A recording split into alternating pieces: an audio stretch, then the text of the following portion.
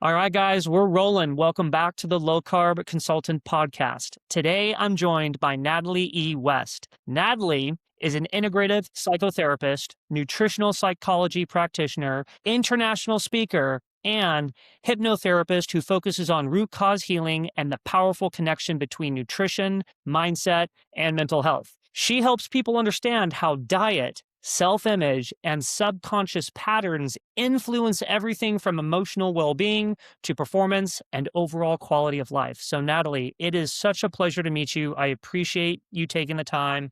Thanks for coming on. Thanks, Max. No, I was very excited when I got your invitation. Thank you.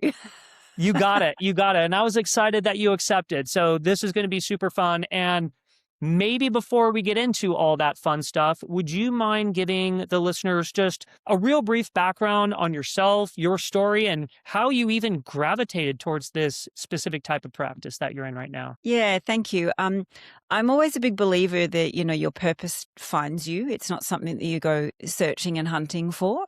I think it's just an innate process of just, finding your path, but it seems to find you. So I'll just give you a bit of a background. 20 years before, so I've been an integrative psychotherapist now for over 20 years, but prior to that, I was in corporate land. So it's a very big switch between, I was actually in the music industry for a very, very long time, which is really interesting compared to what I do Cool. now. Psychologically, very interesting.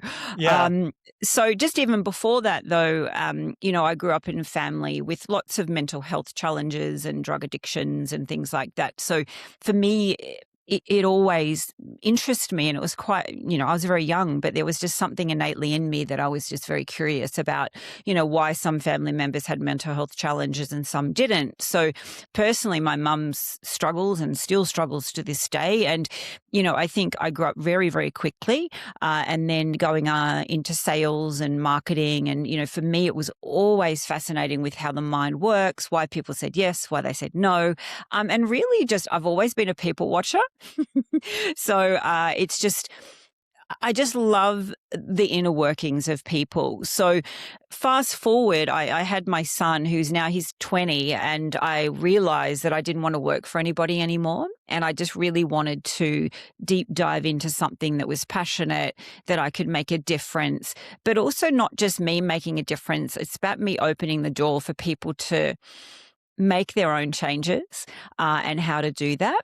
Because I think, when people understand the power that they hold, that's more life-changing than anything than, giving someone, I guess a door that opens, but they don't really know what to do when they walk through the door. I hope that makes sense. So really, for me, I went down the psychology route, and then it wasn't until I actually met a psychotherapist at a seminar, which again, I don't believe anything happens randomly. He was having a chat, and then he started talking about the gut-brain axis. And from a psychology model, no one talks about that. It's always about this part, right, Sure. of the psychology. So for me, I always say to anyone that I talk to, mental health doesn't stop at the chin. So for me at that seminar, that was a very life-changing thing that really took me onto a new path of understanding that gut-brain axis. But that psychotherapist at that time had said to me, if you do not understand the power of poor nutrition on people's mental health, you will never be able to help them, and you will never be able to give them the full piece of the puzzle. So I was just like, whoa, okay. And he also said, you can't talk to a starving brain continually. Well, you can, but that's the psychology model. So for me, I was just, wow, what does that mean? So deep diving back into, again, clinical hypnosis, clinical hypnotherapy, and just recently, 2 years ago, completed nutritional psychiatry certification out of the US, but also to even before that, orthomolecular medicine. I don't know if you've ever heard of that before, but Abram Hoffer and Linus Pauling over 100 years ago were talking about what they called psychonutrition. So for me, it just opened up a whole new world of, hold on, if someone is nutritionally deficient, which is really where Hoffer and Linus Pauling's research was. And, one was a psychiatrist who was working with schizophrenia, and that wasn't new. But, somewhere between then and now, it kind of got lost in the history of understanding the power of food, especially poor nutrition on mental health. So for me, it kind of really opened up a whole new way of how to help people fully. And again, there's huge parts of people's programming, trauma, their environment between the age of 0 to 8 and 8 and 12 years of age. It's very, very critical for people to understand how their conscious mind works, how their unconscious mind works, but also too how their nervous system works. Your nervous system is the master. And, most people are living on a very dysregulated fight or flight response most of their lives.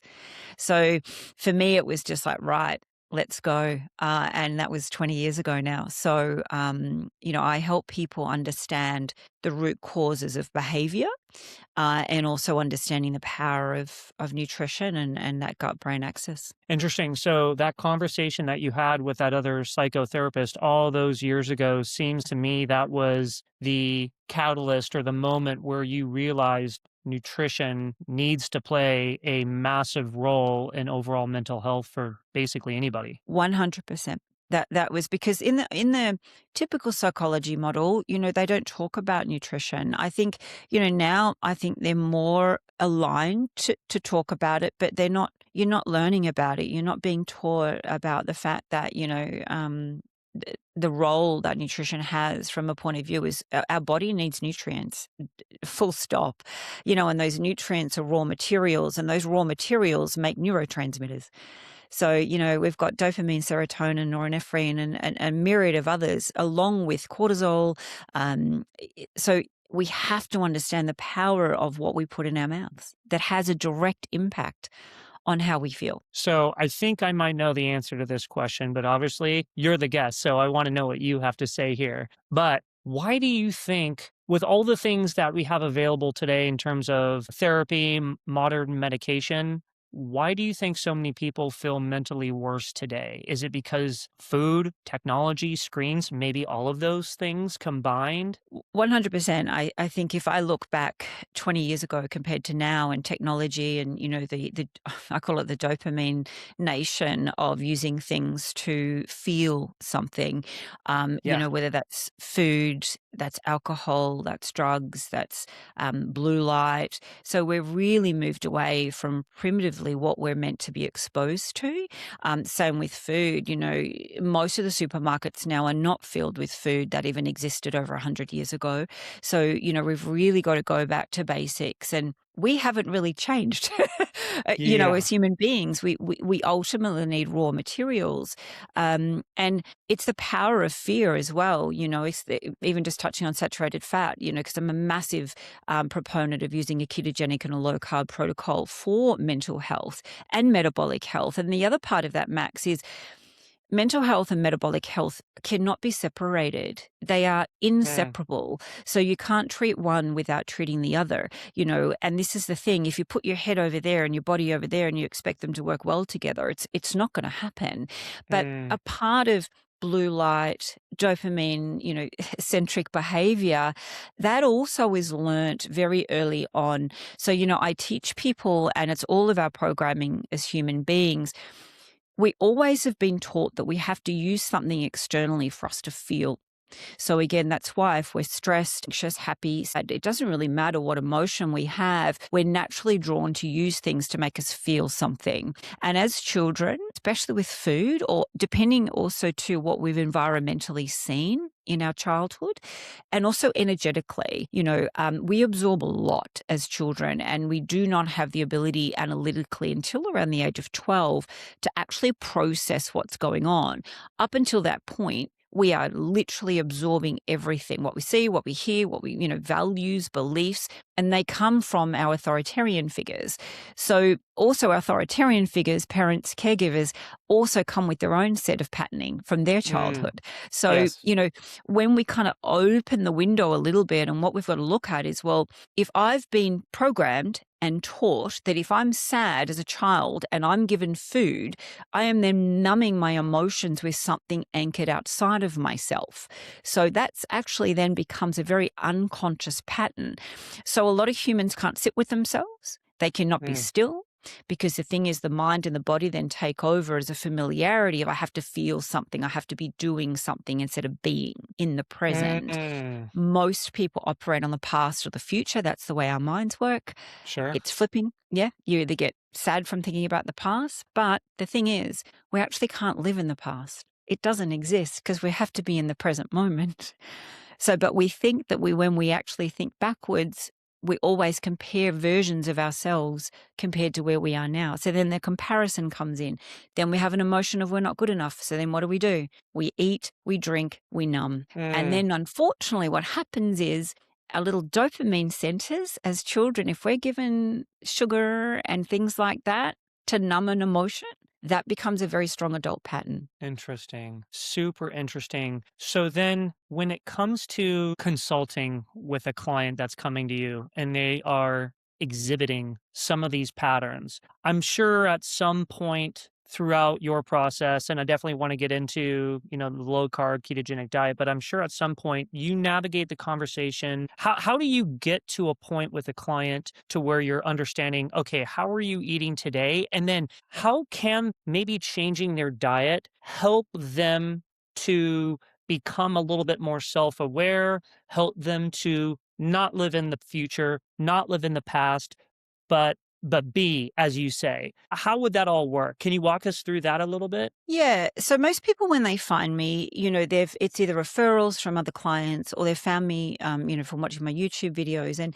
a lot of people kind of say, wow, I've been dieting all of my life. I've been trying to talk about, the patterns or my behavior or my trauma and nothing is changing. I've been in therapy for 20 years and nothing is changing.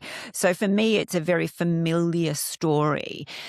But the big part of that that's missing is for people to understand you cannot live externally with anchoring your value and your worth in things, people, Mm, places, or things. But that's what we're taught to do. We're taught to live outside of ourselves and use the environment to feel or to get our worth or our value. One of the consistent things that I see in every client, and this was me in my past as well. So, I use my protocol. This is why I can be where I am because of where I've come from, right? So for me, it's about helping people understand what's the relationship with yourself like. Not with mm, the food, not with the people, not with your job, because, most people will use their identity in a relationship or a role. But when those things disappear, what happens to us? We go with it.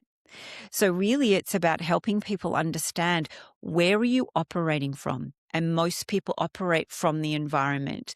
When this changes, I'll feel better. When that person does this, I'll feel better. When I diet or get to, I don't know, 132 pounds, I'll feel better. That doesn't happen. So it's really about getting people to look consciously at their behavior, what's unconscious. So again, 95% of what we do is all autopilot, unconscious behavior. mm. 5% is a conscious awareness. And the reason is if we say we want to change and I'll go to the gym or I'll eat better and within 2 weeks you're back doing the same thing what you were doing for most of your life. The reason why is because, again, we're still anchoring our value and our worth in the externalization of the environment. We have to come back to our internal environment and understand, well, why do I eat? Why I eat the way that I eat. So, I get people to say, well, when you're stressed, what happens? You're like, well, I try not to eat something and then I will. I'm like, that's right, because you've anchored your feeling and unconsciousness in that behavior.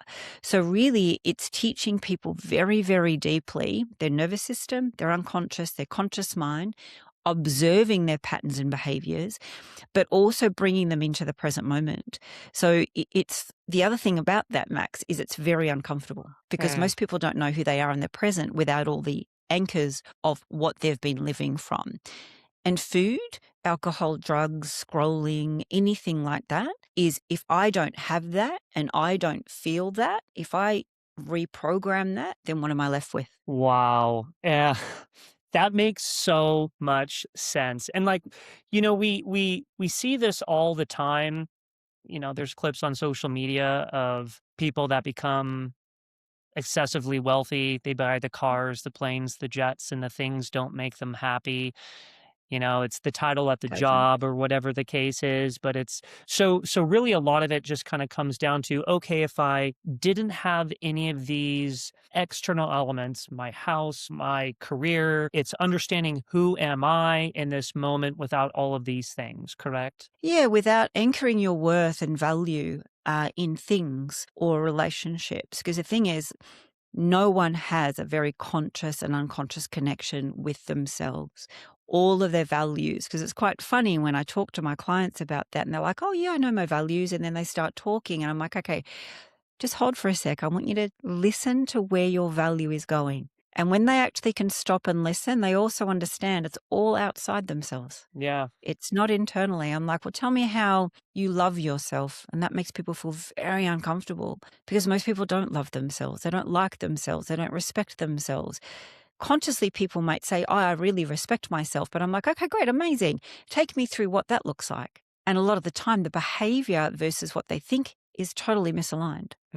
Because the thing is, if you really, truly respected yourself, you would understand that anything that you're doing externally that's bringing you a feeling that is numbing or bypassing your emotions, and that's the other part, humans are masters at bypassing our emotions because they're not taught to own them and sit in them. Interesting. Super interesting. So then as you're navigating these different elements with someone, at what point in time do you look at diet? Where would that come into play to maybe, and I'm assuming going on a low carb ketogenic diet can help to do things like reduce the food noise a little bit, reduce cravings so they're not so quick to maybe go and binge on something when they're in a certain emotion, when they're sitting with an uncomfortable emotion or something. Can you expand upon that piece a little bit? Yeah, so the food doesn't come in probably to around the 4 or 5 week mark. And Okay. purely the reason is because we have to get the system calmed down. We have to get the nervous system out of dysregulation. We also have to understand that, our mind, if we're not sitting still, it's going to flip to the past or the future. So I give people a very big strategy to how to redirect the unconscious and the conscious to come back to the present moment and, to get the body to be still. And, and a lot of the time, the amount of information that comes from clients when I just say, sit still for 1 minute and use the redirection tool that I've given you and watch what happens. It's extremely powerful because the body is so not used to, hey, hold on, I'm used to living in the past and being dysregulated and you eating and you drinking and giving me the feelings that I need to. So we need to get that foundation totally like when you build a house, right? You need the slab to be built. Otherwise, you're just building it on sand. So Got it. it's got to be that first. But the other part of that is helping people understand, well, I'm so automatic with my behavior. I don't even have space between my conscious and unconscious to even know while I'm going for that muffin or that biscuit, But I always say too, when we are programmed with anything external that holds the anchor of our emotions, that will hold the power. Your authority is gone. So, I always say to people, don't argue with a piece of chocolate on a plate because that's what happens. People argue in their head around, Mm. oh, I shouldn't eat it. And your language is so important. People don't realize how powerful their language is. The can'ts, the shoulds, the woulds, the coulds, done. The minute you say that, your mind's like, oh, you've tried this before 5,000 times, but let's just keep doing the same thing. So it's always around getting people to come from unconscious language patterns that hold a lot of energy into conscious language patterns that reframe. So your mind has nothing to pull from the past because it's a whole new pattern. A quick question there, Natalie. So, is there a tip or a trick for the listeners when you are in that moment where you're about to reach for the beer, the alcohol, the chocolate, the bag of chips? What would you recommend someone do in that moment so we handle those internal emotions appropriately and we don't make that terrible decision? Yeah, so we need to create space between the automatic pattern of, well, the arguing to start with. So that's an unconscious conscious conflict. So Mm. again, your authority is being handed over to that food or whatever it is. So then what I teach my clients to do is create space really quickly. So there's a process of saying, and now, where am I choosing this from? Am I choosing it from my head? And then what is the feeling that I'm actually need to look at, but also too, is it more in my head or my body? So someone will say to me, oh, I have a craving. I'm like, okay, great. Let's look at the craving. Is it a head craving? Is it an actual physiological craving, as in you've had a really bad sleep, your cortisol's up and you want to eat everything in the bakery? Because that's a Mm, normal response. Or are you bored? Or are you sad?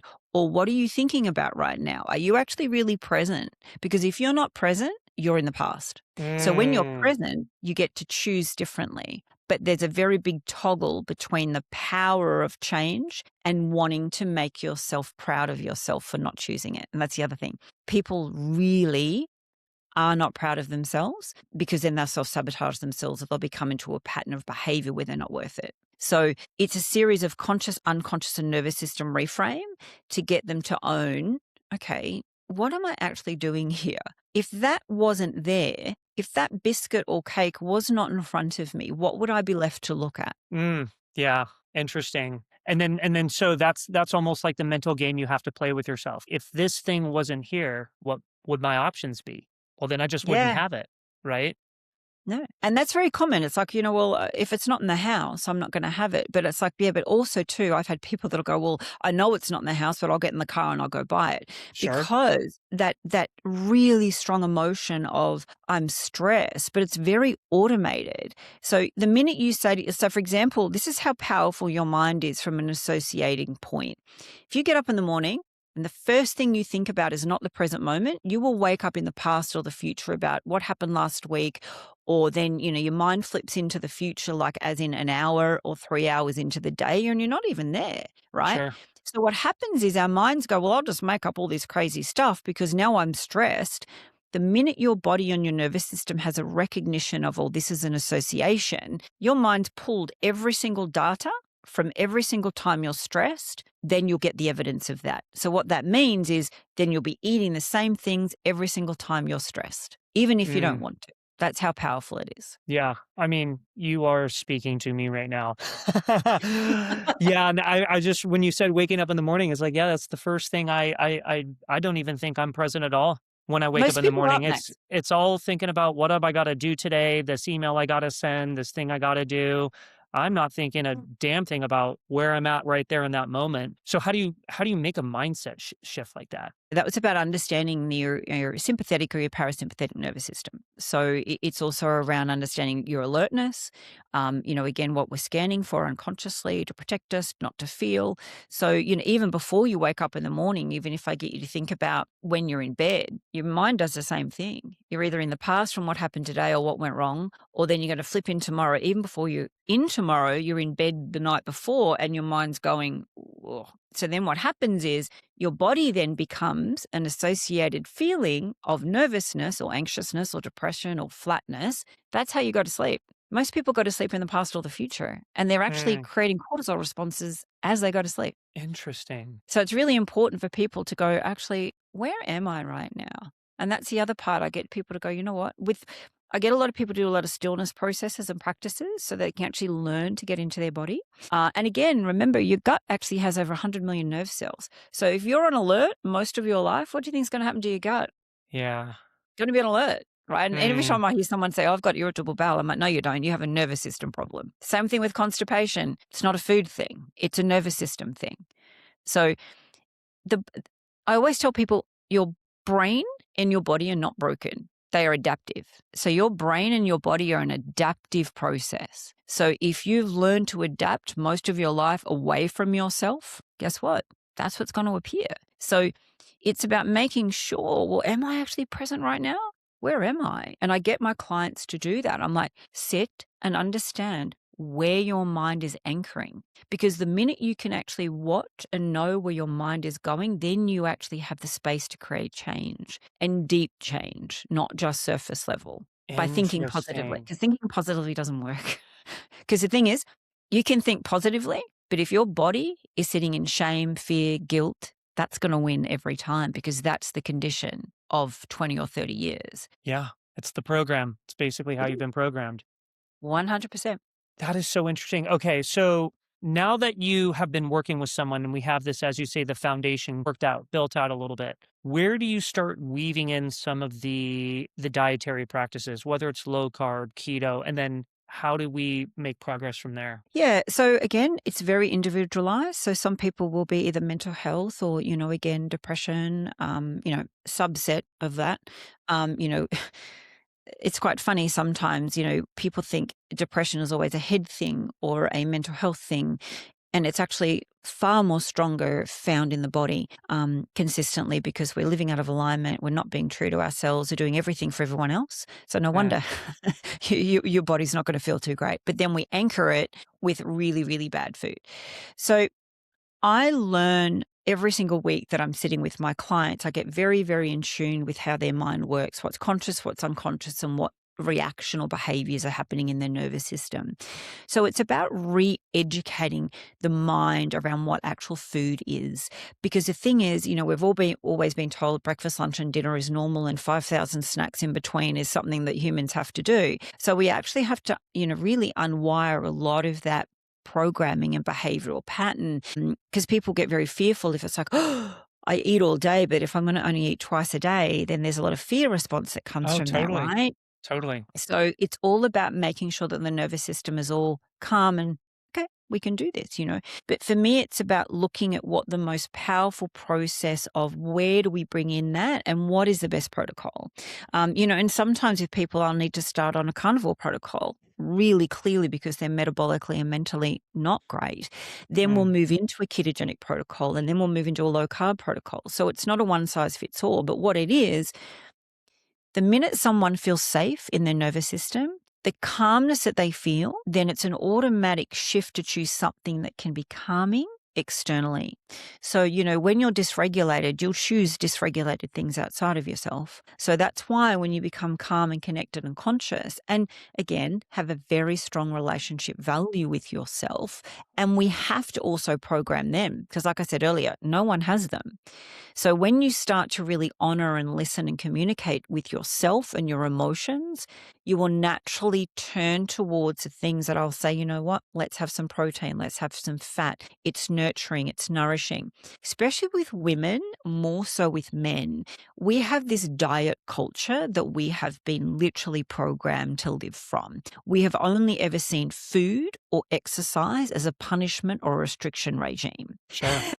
And that becomes very automated. So we have to unwire that. Yeah, and it's interesting too because I think just going back to childhood, breakfast cereal, all the snacks, everything, the way it's advertised to us, all the food that's out there, processed food, it's all designed to enjoy it, which, yes, we want to enjoy our food, but I Yeah. think a lot of the times we forget it is our nourishment. Food is medicine. It is our fuel.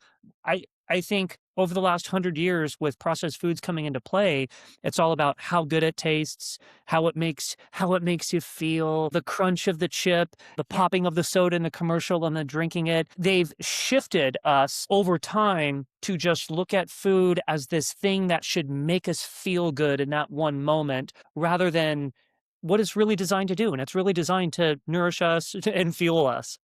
Correct. And it's a survival, it's about thriving and surviving in a body that, is really nourished and nurtured from a cellular level and a mitochondrial level. Even, we talk about blue light and the effect that that has on metabolic health. And, we're so feared again from the sun, same with saturated fat.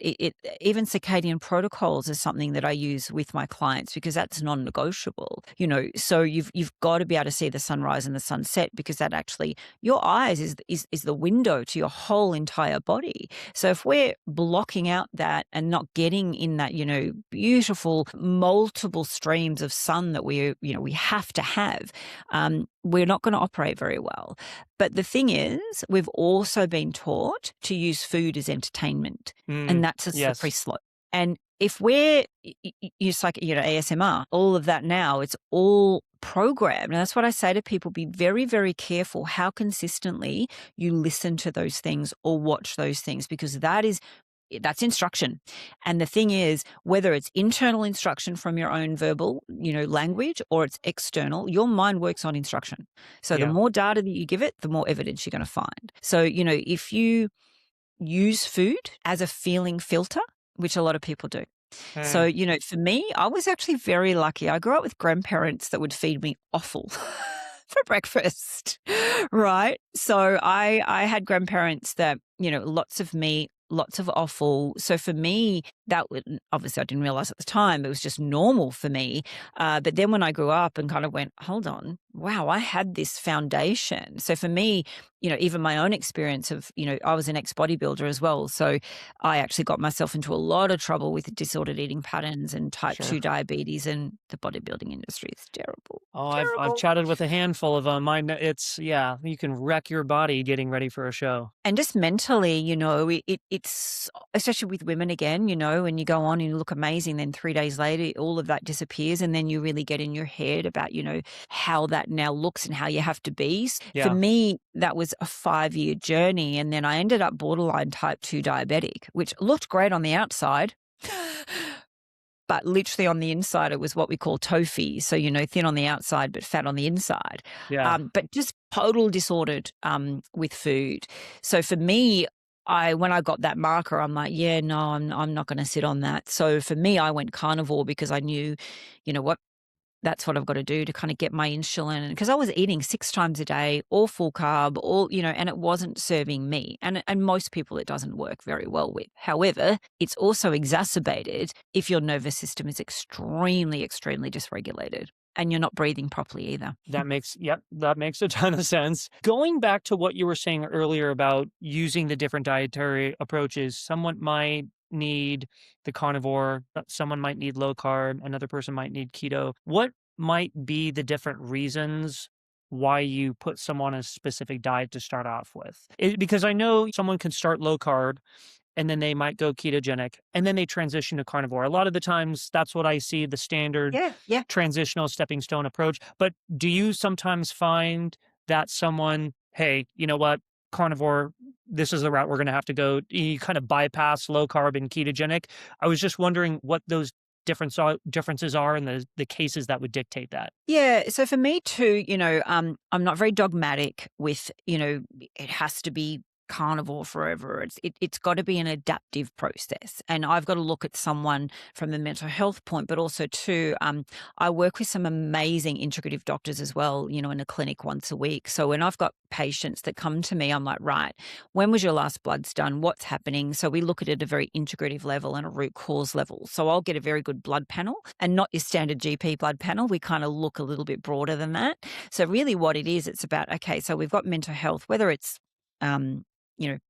long-term anxiety disorders, bordering schizophrenia or anything like that, bipolar, we've got to kind of go, okay, where have you been? What does it look like? Food has never, ever been introduced. So then what we look at is go, okay, how can I allow this person to be aware of why they're doing it and choosing it as a mental health prescription? So a lot of the time, food is never talked about as a prescription. So that's the way that I look at it. And that's the way that I help people's minds understand.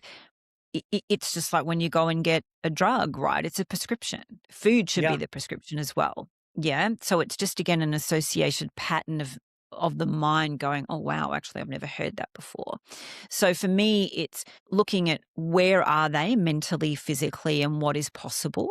And, their ownership of, I really, really want to feel better. And they, that's, again, part of it. It's just about owning what they need to do to heal and help themselves. And like I said earlier, the brain and the body is extremely adaptive. So if you give it the right environment, it will do exactly what it needs to do. But you've also got to be able to keep that nervous system regulated as well. No, that makes total sense to me. Why do you think low carb, carnivore, zero carb approaches help so many people mentally? Is it the elimination factor of all the other foods? Is it the micronutrients you might be getting from eggs and meat? Maybe it's both of those two things combined. What are your thoughts? I totally agree. It's both, but also too, it's moving the body out of, a sugar burner, being glucose burning all the time. And I think people think that they feel great until they start really feeling what ketones feel like. Sure. And then again, it's like, whoa. So I like my clients to feel both, and I give them full choice, conscious choice to go, you know what, if you get your body to a beautiful keto burning, being very flexible and adaptable, you get to choose, but you're not choosing from an emotional state anymore. You're choosing from a conscious state of, if I've got my ketogenic protocol and, I know what that is roughly every day, and I go out on the weekend and I'm going to eat, what I get to choose. And it's like, you get to choose, but make sure you're choosing because you want it, not because it looks like you have to do it because everyone else is going to think you're a weirdo if you don't. So, my clients always say to me like, oh, I had some bread, or I had, even some vegetables, and I just felt awful, because again, we're not quite in a healing process. The gut's probably still a bit leaky, or, again, get gassy from vegetables because they may not have had a lot of them. But again, it's not coming from a space of guilt or judgment. It's coming from a space of, wow, my body felt amazing yesterday and I've had that. That doesn't feel great. Don't like how I feel. Seed oils, same thing. People will know immediately if they've had seed oils in something. They're like, oh, I feel bloated and awful. But it's not coming from a space of I stuffed up or I've gone off my plan. Humans don't need a plan. It's when we talk about mental health, there needs to be a very clear awareness around why we're eating the way we do and when and why and how.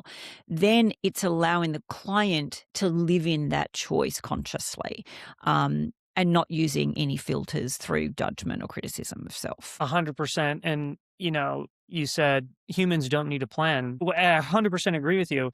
But I think, and this is what I say on a lot of these different podcasts, I'm not like a carnivore person. I'm not I'm not like I don't want to be in a carnivore club, but I want to eat a whole foods, single ingredient approach with an emphasis on meat. And because I really think that's, in my opinion, that would be a species specific diet, but I don't want to be on some plan or have to eat this way. It's just like, no, if you just eat real whole foods and prioritize meat the way we were designed, that's the plan. That's the plan. And it sounds so simple, but we get so caught into calorie counting and 12-week this and 12-week that. But I'm like, but if you don't fix the underlying pattern and behavior of your self-worth, by the time you do your 12 weeks, sure, you might lose some muscle or a bit of fat, but I'll guarantee you, if you don't fix that underlying pattern and behavior around food, you're going to be back to where you were.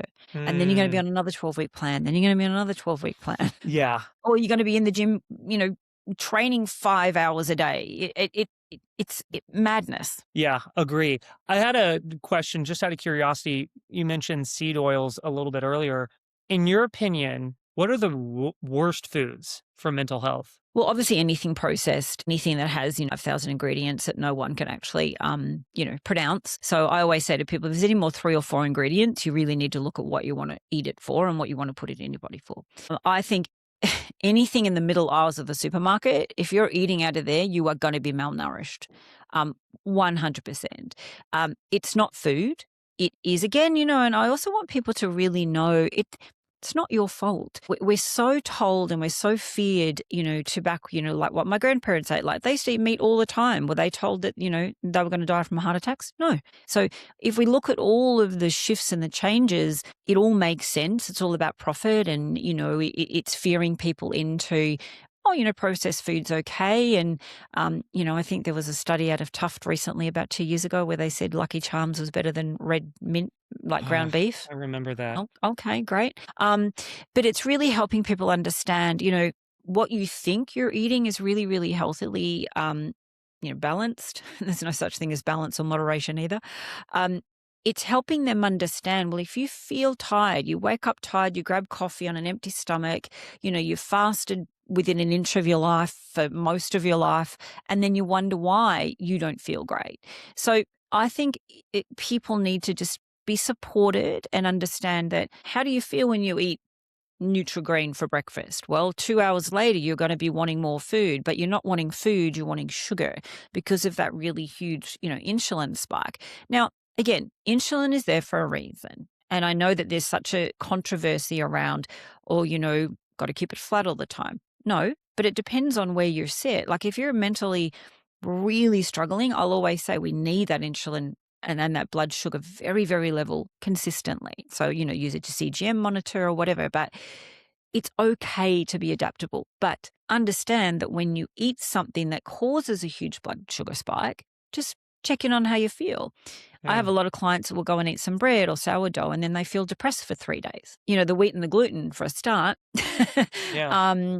if you're living in Italy or Greece, it might be a bit different, but Australia, America, and Canada, it's like stay away from that stuff. Totally. So I really want people to know that, hold on, if I've been doing this and I've been eating this for such a long period of time and metabolically and mentally I don't feel great, well, maybe we look at why and then be able to, open a door for people to understand how powerful food is. Now, when you put someone, whether it's low carb, keto, carnivore, how quickly have you seen someone notice improvements in their mental state? 2 Is weeks, it 2 pretty weeks? quickly. But remember, I've got those 4-week protocol practices before. So Mm, it's just getting them, to feel calm and present, and their nervous system starts to feel really good. And then they're more able, instead of being very overwhelmed, to then start looking at nutrition and really treating, that root cause. Most of the feedback that I get is slept better, didn't wake up with anxiety. I now notice where my mind is, and I notice when my anxiety kicks in, when I notice where my mind goes. So it's really powerful for them to know that they have some control of mhm. what's happening, and they just don't feel like they've been taken over by their anxiety. Just calmness and a lot more less reactivity is one of the other big things. But you know what's really interesting, Max? As much as people say to me, like, I really want to feel better, and I know that I deserve to feel better, but a lot of people don't know who they are without the depression, the anxiety, the dysregulation, because they're so used to living in it. And, when I take people in from what's very, very familiar into very unfamiliar territory, and we do it very slowly, but the uncertainty of, I don't know who I am in this whole new state. So it's a whole new state of being, and Yeah. parts of you change. And again, what happens is then there's fear and, we're like, well, how am I going to show up with everyone? And I'm like, it doesn't matter how everyone, it's about how you show up within you. Mm. But you've got to live in a calm state in your body mentally and metabolically. Yeah, that's really crazy when you think about it like that. Because essentially, when you, let's call it, heal a lot of these issues, you technically are a completely different person. You are. I would expect, and that might be very, very scary because you It spent is. the majority of your life in that state, thinking that's who you are, and then once you kind of come through the fog, I can see how that would be a little scary for someone. Yeah, because the thing is, up until we understand, we're not living on our own values and our own belief structures. We've been given them. And some of them are probably amazing and we want to keep them. 95% of them are all given to us from our authoritarian, our environment, school, teachers in that really Sure. vulnerable age, right? So when you realize, like, actually, hold on, how do I shift my own value and my own beliefs? And that's another conflict as well, because it's like when you've believed so much about yourself and then you get to actually feel different and actually feel alive for the first time, that's pretty scary because it's like parts of your personality have to go because they're steeped in the past, not the Yeah. present. Yeah, that's crazy when you think about it like that. I was curious, Natalie, just in terms of your day to day and how you eat when you wake up in the morning. Is there a breakfast? Is there any sort of natural fasting? Are you keto or low carb? What are you eating on a day to day? Yeah. So for me, my first protocol is to get up and see the sunrise. So Mhm. that's my first reset for the morning. And then, depending on I'm kind of in the over 50 now. I'm 54 this year. So, for me, hormones and balance are really important. And again, with women, we've got to really look at where they are, particularly in their menopausal, perimenopausal stage. So, lots of fasting is not great in that point. So for me personally, I don't fast. But obviously, let me reframe that. I don't autophagy fast at the moment purely because I really don't need to. I may do a 3 or 4 day fast when I'm guided to, but that's not something that I focus on. It's just when I intuitively feel like my body is ready for that. But day to day, it's sunrise. And then I have some MCT oil. I have about a half a tablespoon of that. I also have beef liver tablets. I also eat beef, but it's just easier for me to do the tablets. Then every morning I'll have 4 eggs, just, in butter. I also am a massive fan of ferments. I think that's so, so important for our gut health. So for me, it's sauerkraut or kimchi. Again, I'm very intuitive with what my body needs. I come from a space of listening to it, not because I have to have it. So then I won't really eat then generally until about 3 or 4. So my body is very well in that circadian rhythm. So again, a lot of people, when you get them into that point, as soon as the sun starts to come down, you'll start to get hungry because that's what we're meant to do. We're not Sure. meant to eat in the middle of the night or once the sun's gone down. So I eat again around 3 p.m. And that will be anywhere from, some pasture-raised chicken, some salmon, steak, sometimes all three. It just depends on what I feel like. And then I'll throw in some fermented cucumbers, or maybe even more sauerkraut, beetroot sauerkraut as well. I really, really like. And then again, if mid-morning, for example, like some days, if I'm, what I feel like I'm truly hungry, not head hungry, I'm actually physically hungry. I'll have some sardines. Sardines are something that I'll probably have daily, either in midday or even after I've eaten at say 3 or 4. If I'm wanting something after I've gone for my walk, I'll have them. But that's pretty much my whole routine now. And even when I went carnivore, so I went carnivore now nearly 7 years ago. So, Oh, wow. I'm adaptive now.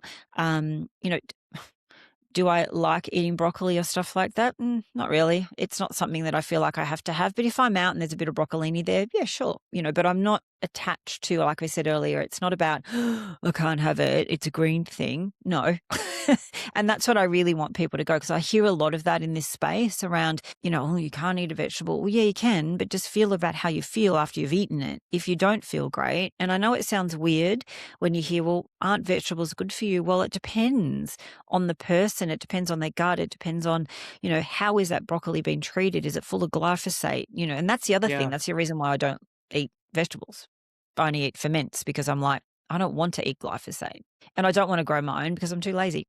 Yeah, no, that makes all the sense. You basically eat very close to how I eat. In terms of the exercise piece, I don't know what your thoughts are on exercise for yourself. We can touch on that. Do Yeah. you ever implement any sort of exercise program with clients from a mental health perspective? What are your thoughts on that? Walking, like, Walking. that is the most powerful antidepressant, and it's research now. There's actually a study around giving someone a placebo, for example, SSRI versus an SSRI, and 75% of the placebo with just walking actually has far more better effects than an SSRI. No way. Yeah. That's a cool one. I have not heard of that. And that was a Yeah. study done where? Yeah. So, I don't know if you know Dr. Joseph Doring Witt. He's actually a psychiatrist. He's actually an Australian psychiatrist, but he actually lives in Phoenix, I think. Okay. He is an amazing advocate for understanding, all of this research and around SSRIs. And for me too, I actually wrote an ebook recently about the nutritional deficiencies that happen when you actually are on antidepressants or antipsychotics, which again, no one talks about. So, if you're already coming in with a nutritional deficiency and then they put you on any kind of med, then you're going to even go deeper into that nutritional deficiency. So what happens is you take a medication for, again, there's no such thing as a chemical imbalance in the brain. That was a theory that was put out by the pharmaceutical company. Your body is not just one serotonin. It's a whole adaptive process of neurotransmitters. But again, mental health is not a chemical imbalance. It is a very, very deep root cause of trauma, dysregulation, over time being nutritionally deficient. And then if you get put on a drug, that's just going to go down even more. And then you're going to get Sure. more symptoms, and then to give you more drugs for the symptoms that you're nutritionally deficient in.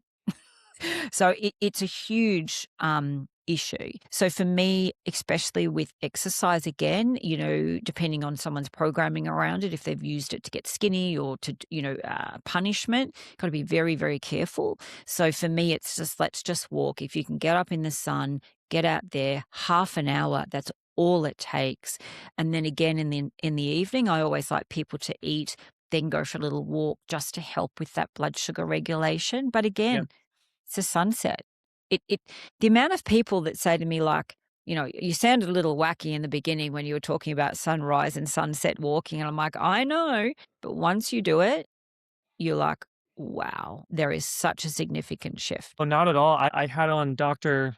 Catherine Clinton, and she was talking about the sunrise, the sunset, and how important it is because the sun's different in the morning than it is in Yes, the afternoon than in the evening, and it elicits full different. spectrum. Yeah, different light, and that light can trigger different things going on in the body. The sunrise can help with the natural cortisol to help you just wake up a little bit. Then there's different light the sun emits throughout the day. Then in the evening time, it helps you to relax. I'm like, that makes all the sense in the world to me. And I thought that was really, really cool. So I don't It think does. it's wacky or woo-woo at all. We've evolved on planet Earth with the sun being there the entire time. Don't you think it would be a little bit important to be somewhat around it frequently? You know? Exactly. And if you look at animals, in the wild, or even just your domestic animals, watch what happens at certain times through the day. They will find the sun and they will sit in the sun for a Yeah. certain amount of time, and then they'll get up and they'll move. That's what humans are meant to do. And, the red light that we need in the morning is one of those activators.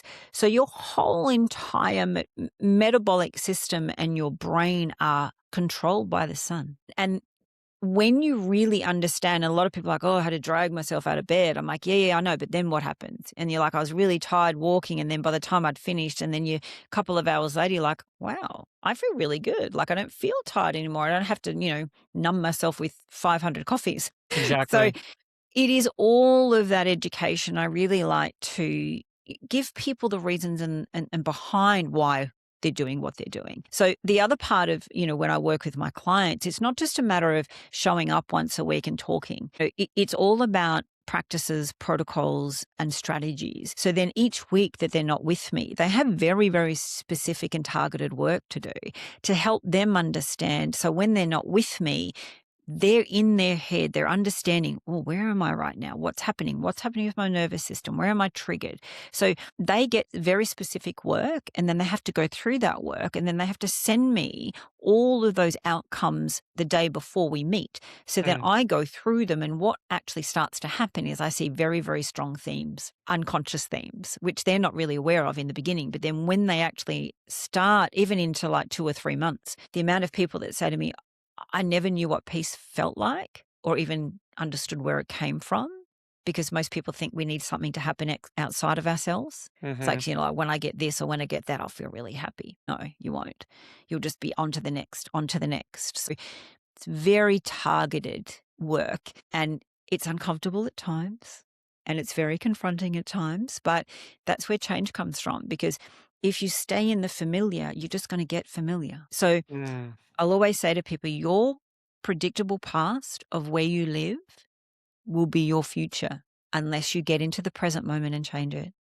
Because your past will be a reflection of your future, and your future will be a reflection of your past. And that's why if you Beautiful. look at someone's pattern, their behaviors are the same year in, year out. Yeah, that's so interesting. It makes so much sense. Yeah, that's awesome, Yeah. Natalie. And I know that flew by. I know we're kind of coming up here on time.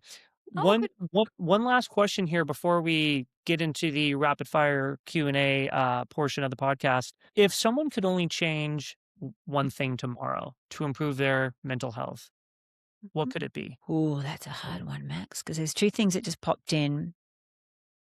The first thing I would really recommend for people is to find a really quiet spot and just sit with themselves and put their hand on their heart, close their eyes, and just breathe. Just every day. I don't care if it's 30 seconds, 1 minute, because that's a natural mechanism for your nervous system to be, oh, I need to just be here. The other part of that is also understanding what is the first thing that you eat in the morning. So that's the most powerful part too. It's like, if you can just change that one thing in the morning, which will be add a protein and a fat in more than a sugary cereal, toast, that kind of thing. You do that every day, and I will guarantee you within 2 weeks, you will start to feel 3 or 4 hours later, you'll start to feel like, oh, I don't have cravings. I'm not wanting to go and eat something because you're satiated. So that's the first kind of two. I know you said one, but it's Oh, about that's just fine. setting up the nervous system and then feeding it with very calm protein and fat and fuel, like eggs and avocado and a bit of ferment. Easy, done. And, I think a lot of people think it's very, oh, I don't have time. Do you know it takes literally less than 2 minutes to put 4 eggs in a pan, put some butter in it, put some avocado on a plate and then they're cooked and you're eating it. Like, it's so simple. Same thing with ground beef. I think people kind of Yes. Oh my God, favorite. overestimate the time. Yeah, you can just throw a slab of butter in a pan, throw some ground beef in there. It's literally cooked up in like Yeah. 6 minutes, maybe. Oh, easy. Yeah. And it's funny, like, just reiterating what you were saying before around, two kind of little things that we can do. And a lot of people will say to me, like, I don't know how to meditate. And I'm like, well, that's the whole point, because you're in here. You got to get into here.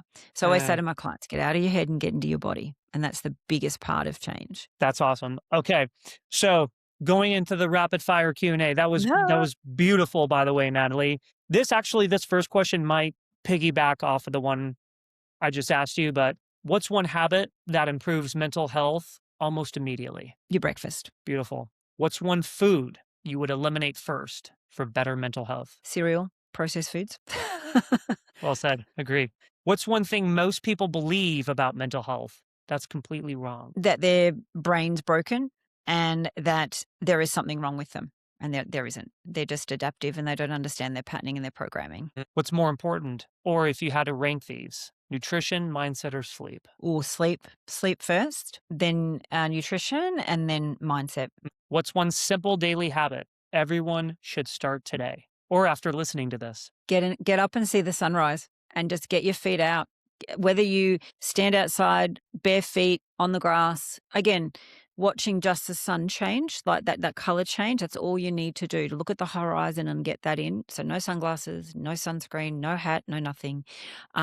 Or a sunrise walk. 20 minutes, 30 minutes is all we need. Now, what if someone's busy? Because I agree with you, but here's Yep. kind of what happens to me, because I think about this all the time. I've got 2 kids. I'm taking them to school, and I live out in Austin, Texas. The sunrises are beautiful. The sunsets are beautiful. But when the sun is rising, I sometimes will lower my window down as I'm Yeah. taking them to school and getting it in. Is that Amazing. enough? Or Yes. okay. Yeah. So if you've got to do those things and you're in the car, put the window down. Yeah. Again, because the glass changes the filter that comes through. You're not going to get the right I filter. always thought about that. I always thought about, like, can you look at the sun through a window? But it sounds like that won't really do it. No. You're not getting the right filter through because it actually blocks it. Yeah. So it's changing the way that it comes in. So always put the window down. Again, it. just drive along and you will get that. 100%. There's got to be adaptive processes around, like if life is there, right? But Yeah. again, what we've got to be really mindful of, well, if I can do 10 minutes of that instead of feeling like I need to do an hour, 10 minutes is great. Yeah. Something is better than nothing. Yeah. And the same thing with sunset. Again, it's the same thing. If you have kids and, they're out in the sunset, do the same thing. Go out with them. Get your feet on the ground. You don't have to go for a walk if it's physically impossible because you need to get dinner or whatever, but always 10 minutes, sunrise, sunset, that's all you need, especially in summer. Winter is a little bit longer, 20 minutes, 30 minutes, but it's really a non-negotiable. Okay. Well put. I'm going to make a change to my life starting tomorrow morning. Natalie, this was fantastic. Anything new coming up for you? Well, actually, I'm traveling to Dallas very soon. I'm actually talking at Meat Stock in Gatlinburg. Oh, I'm trying to go to that, so I might see you there. Amazing. Great. Yeah. So for me, yeah, just podcasts, speaking events. I've also have Carnival Live here in Australia. So Dr. Sean Baker is coming out for that, and Dr. Sally Norton and Dr. Kiltz. So Dr. Kiltz was there last year, so he's an amazing human. So really just traveling, lots of new clients. As I said, I've got clients all over the world. So yeah, I'm just so grateful, when I see people really take, my practices and my strategies at just full force, and just watching them change their lives it's priceless. Yeah, I feel like that's the purpose of being human right there, is to take whatever gifts that you have been giving and improve somebody else's life with it. That's why I started the podcast. That's probably why you do what you do. Yeah. It's, we're here for a short time. And if we can make an impact on someone and then they can just, know that where they have been in their life is not where they need to be, they can actually change things. I think that's just, the ultimate gift for people. Yeah, absolutely. It's all about that. It's the way I look at it is, what are you contributing to your species? Like what are we Yeah. contributing to our own species? And so I think there's nothing better than contributing what you're contributing to our species. So I appreciate you. This was fantastic. Where can people find you online, get in contact with you, all that great stuff? Yeah. So Natalie.e.west on Instagram and nataliewest.com. So I also want people to know that if anything that I've said that's resonated, or, you feel like you want to have a bit of a chat and a deep dive, I have a 30-minute free intro discussion where, I'll kind of deep dive into what's going on for you and just see if it's an alignment. And then we can go from there. So that's a free, 30-minute process that I like people to kind of, have a chat and to see if it's aligned. Do you have a link for that, Natalie? Yeah, I'll actually, if you want to, I'll send it in the email to you. Yeah. Yeah, that'd be great. Because what I can do is put all of that information in the show notes, and when I make posts on Instagram, Yeah, amazing. YouTube, all that stuff, we'll put it in there. But yeah, again, I really appreciate your time. This was honestly enlightening. I have some things I want to try tomorrow morning and some things I want to work on just from chatting with you. So I feel like I selfishly benefited a lot from it. So I really Thank appreciate, you. yeah, I really appreciate your insight into all this and your time as well. And thank you all for listening to the Low Carb Consultant podcast. We'll catch you guys on the next one. Take care. Thank you.